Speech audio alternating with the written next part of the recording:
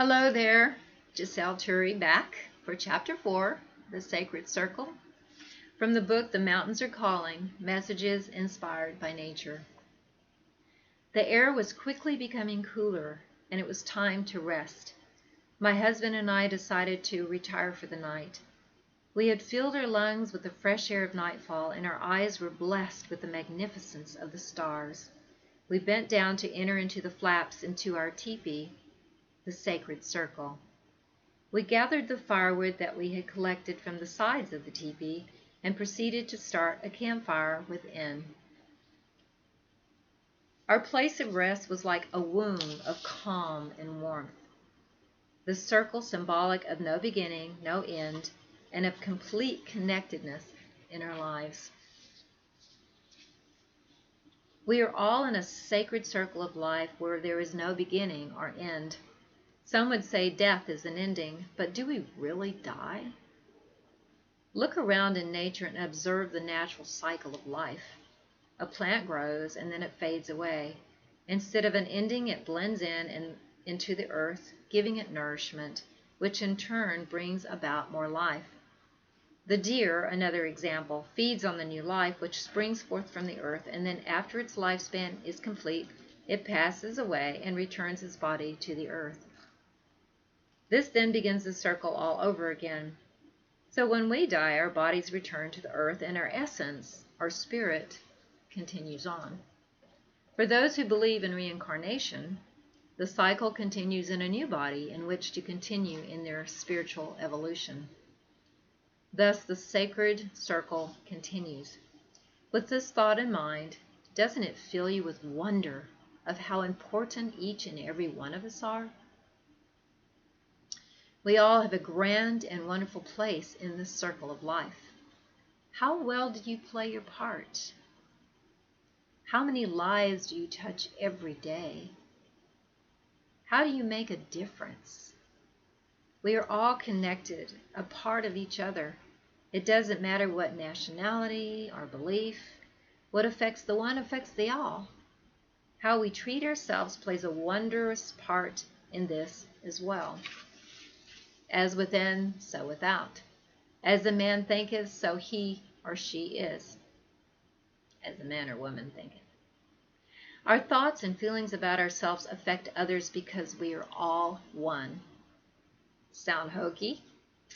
Well, just take a moment and consider how you feel when you are close to someone you love and you see them thinking badly of themselves. You look at what that thought does to them emotionally and physically. Does that not affect you? Do you not feel sadness for them? We are all connected without exception, even if we consider someone a stranger.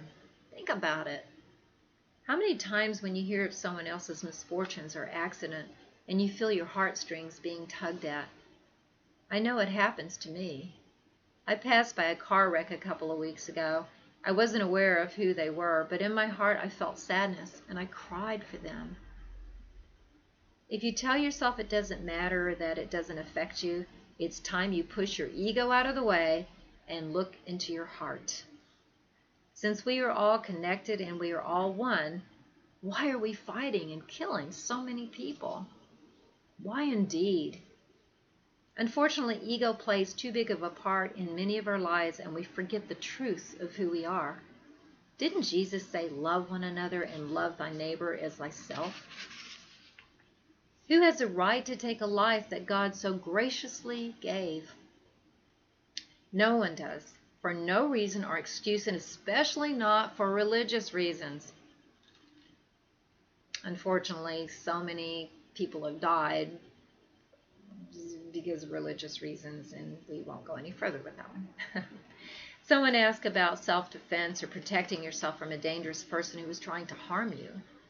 Personally, I have mixed feelings about that, but mostly my feelings are if a person is in that kind of a situation, I would question why that was attracted into their lives in the first place. This is in no way saying that person is bad if they are in a life-threatening situation. It just makes me wonder about the energies that they are entertaining, since we are all energy.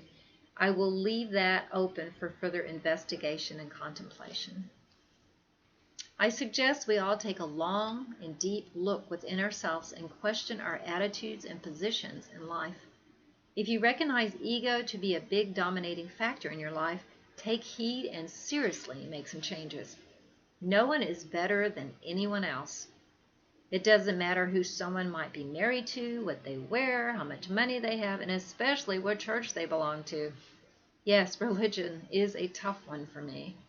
As a minister, I recognize the confusion and the pain it can cause when abused. Not always, for there are some sincere, Christ-like beings out there. Unfortunately, there are too many religious organizations that claim that they are the only ones, only in truth, to abuse the name of God and Jesus and use domination, manipulation, and fear to control their attendees. I knew a woman that had been excommunicated from the church when she reached out for help, and I have seen some men in certain religious organizations being extremely sexist in their beliefs. Hello? Would Jesus do that? Would a loving Father, Mother, God want that for his or her children? Didn't Jesus say, love one another? I will also say I have seen the flip side of that, where true compassion was shown. A personal experience was when the church paid for a round-trip ticket for me to fly to my mother's funeral in Texas with a very short notice when I lived in Boise, Idaho at the time. Okay, I think you get what I'm saying. And yes, I will now graciously bow out of this conversation.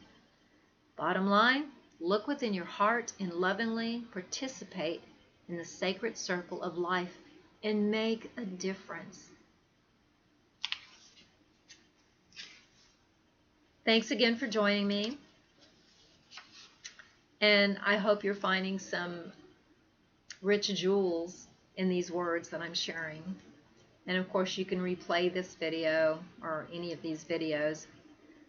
And if you decide that you would like to get a physical copy, you can always direct message me or leave me a message at the bottom of this YouTube video and let me know, and I'll show you how you can get it. They're only $10. It's like a handbook size, but to me it's very valuable. Even though it's a small book, there's a lot here to help you rebalance, to recenter, and it's just very precious. So if you're interested, just let me know and I can help you with that. Okay, so tomorrow is chapter 5, Morning Has Risen.